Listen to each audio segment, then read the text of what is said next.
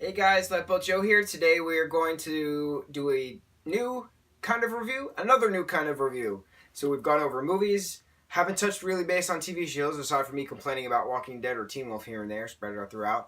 And we've talked about friendship reviews. We just started that. So now we're going to talk on another thing, musicals, right? So that's a thing. There's shows all over the place. You know, your local community theater, your local regional equity theater, they all have different productions going on. But I realized something because on Mother's Day, we're going to the city to see some show on Broadway, and I can't remember the name of it. I know it's a musical, and I know I've never seen it before.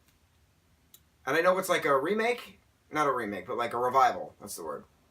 But I was trying to think, I was like, what's the last show I actually saw? The last show I actually saw was SpongeBob the Musical back in November with my dad. And we're going to talk about this musical. So when they announced a couple years back that they were actually in the process of writing the book and the music for the Spongebob Squarepants musical, my literal reaction was, what the F? Because why the hell would this TV show / film series need a musical? Like, it just makes no sense. I mean, like, yeah, there's singing and dancing in certain episodes, but like, how could you possibly make a musical adaptation of Nickelodeon's Spongebob Squarepants? And let me tell you something, they did it. And it was announced today, actually. They just got 12 Tony nominations. So I'm so excited to see what this stage production actually walks away with come Tony Awards. Whenever that is, I don't actually know when that is.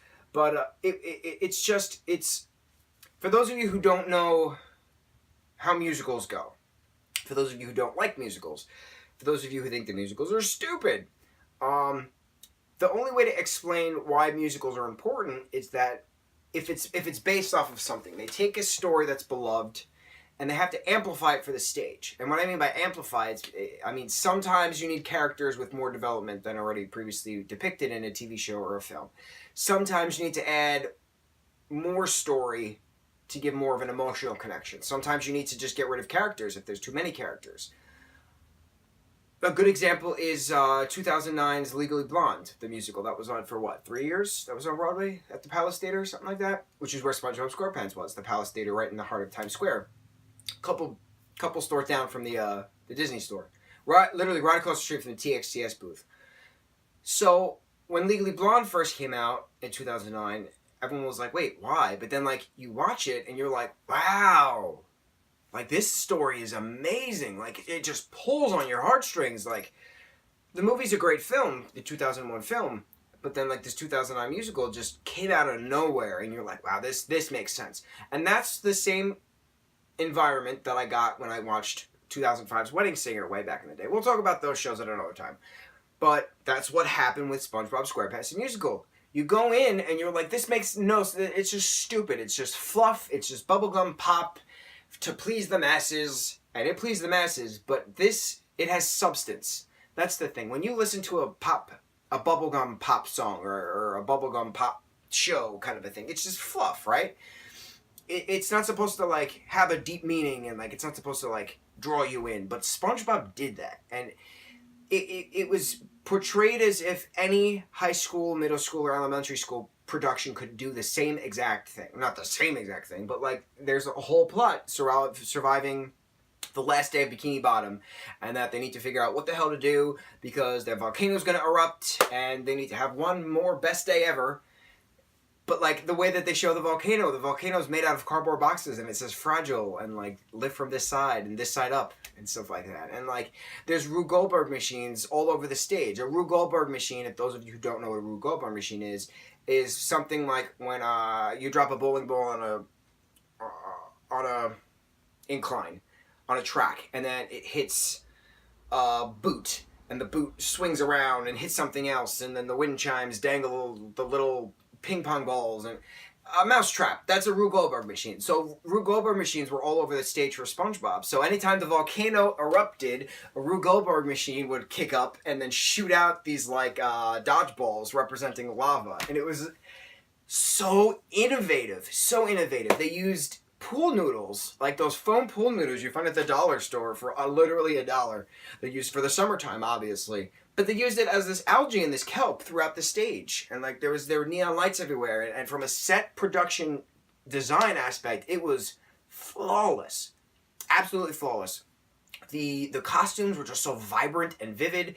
There were these skater dudes just cruising around on their skateboards and rollerblades because they're part of the Electric Skates. That's like one of the bands Pearl the Whale is obsessed with.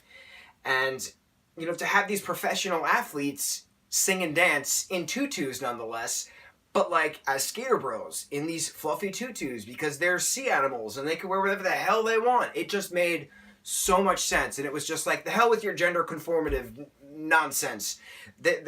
These characters are going to do whatever they want. They're going to wear whatever they want. And it worked. It worked out perfectly. Ethan, who is, his real name is Ethan. He plays SpongeBob.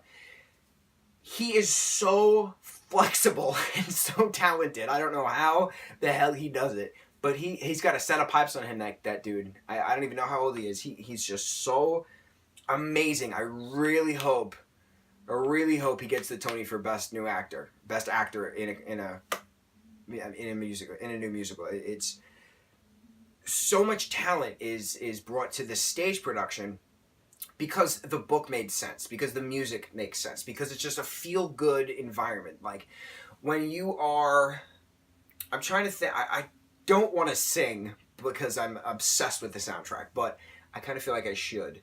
What's like one of the main songs like that SpongeBob actually sings? Simple Sponge.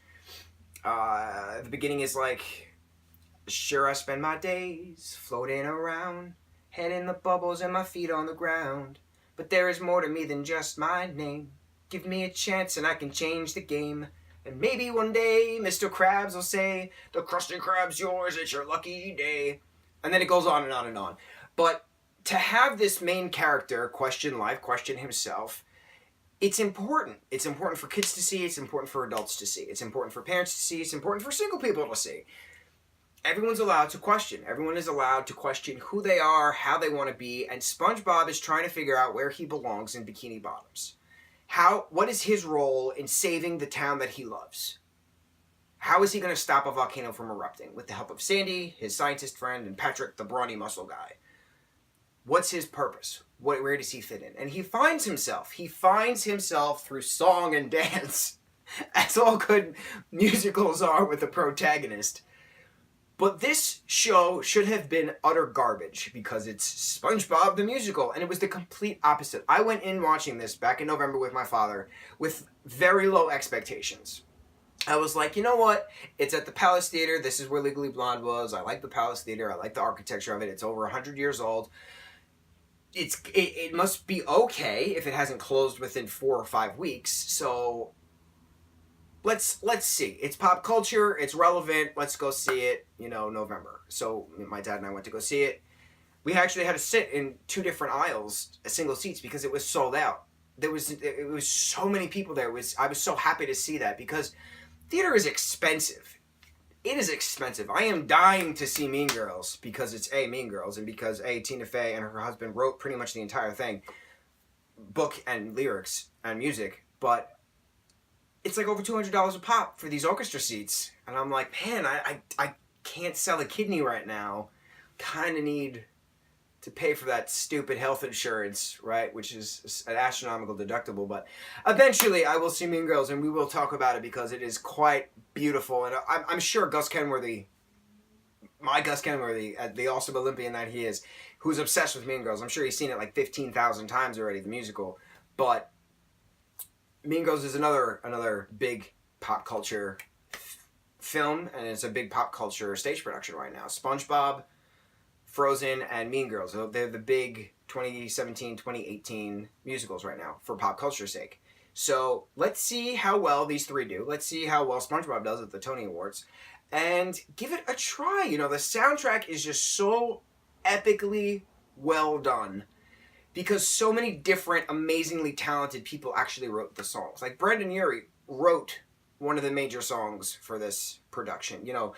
Steven Tyler from Aerosmith did a song, and Sarah Bareilles did a song, and all these big names did the music for this production, and it just makes sense, and it's just such a great, warm, fun-filled adventure that You're allowed to question, you're allowed to go on the adventure, you're allowed to find yourself in your own time, but sometimes you gotta speed things up a bit because a volcano might erupt and destroy your town that you love. So, on that note, the SpongeBob SquarePants musical, we're giving it a solid 10 out of 10 bolts. Deserves every award. Mucho mahalo.